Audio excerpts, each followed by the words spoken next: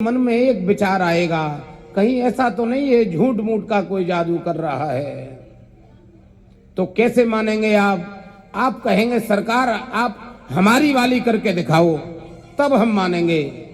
वही बात मैं आपसे कह रहा हूं। श्री सुंदरकांड के आश्रय में प्रभु के नाम की सामर्थ्य क्या होती है, प्रभु की शरणागति क्या होती है, ठाकुर की कृपा क्या होती है, इसका साक्षात्कार करके मैं यहां से जाऊंगा।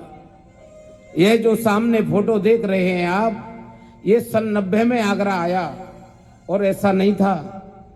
इन ठाकुर के प्रति कोई नेह ही नहीं था। लेकिन जानते हो, गुरुदेव भगवान की ऐसी करुणा बरसी, प्रभु की कृपा हुई, पितृदेवों का आशीर्वाद बरसा और इस सदग्रंथ का आश्रय हमको मिल गया। यह 90 में आने के बाद चाय की दुकान से शुरू होकर के ठाकुर ने चांदी पर जाके रोक दिया।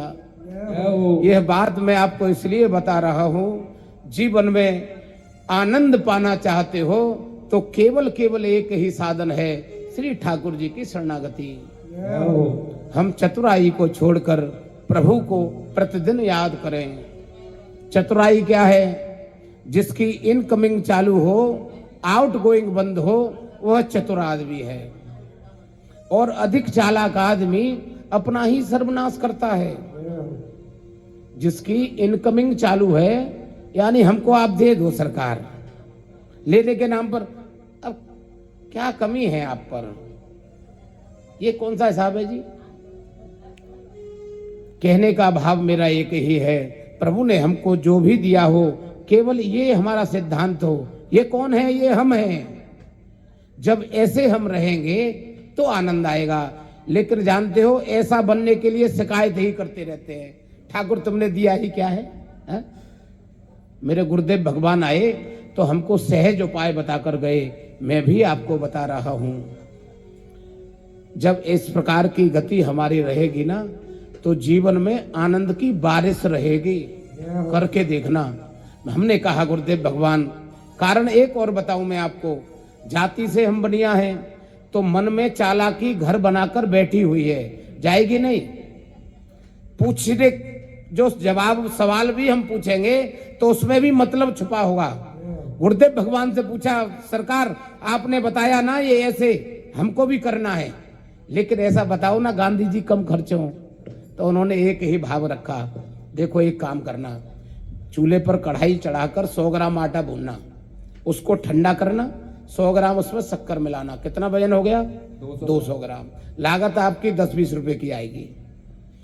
एक बाजार से प्लास्टिक की डिब्बी लाना ढक्कनदार, उसमें उसको भरना, कस के लगा लेना कहीं फैल नहीं जाए।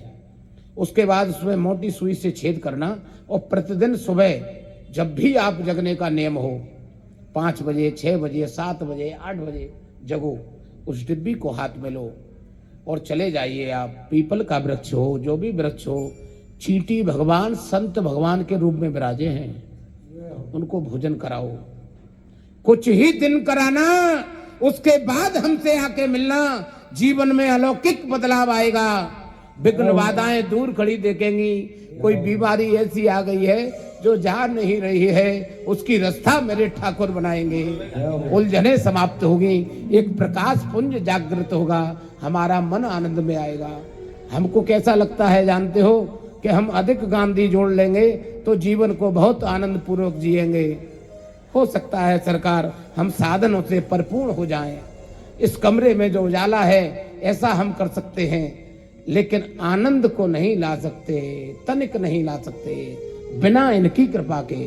इनकी कृपा केवल एक ही साधन से आएगी, हमारा मन परहित में रमे।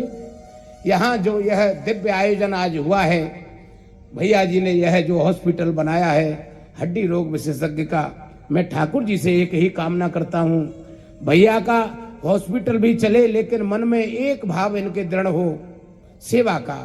कोई गरीब आ जाए, कोई कमजोर आ जाए और भैया के सामने प्रस्ताव रखे, भैया हमारे पास थोड़े से गांधी जी कम है, हमारी परेशानी दूर आप कर सकते हैं, समर्थ हैं, तो भाई को वहां पर झुक करके उनको प्रभु मान के सेवा करनी चाहिए।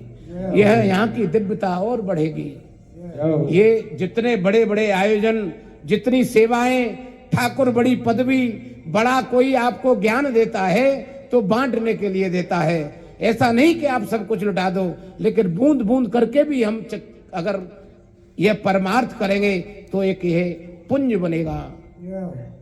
परहित ही एक ऐसा है जो धर्म एकत्रित करता है। परहित सरिस धर्म नहीं भाई।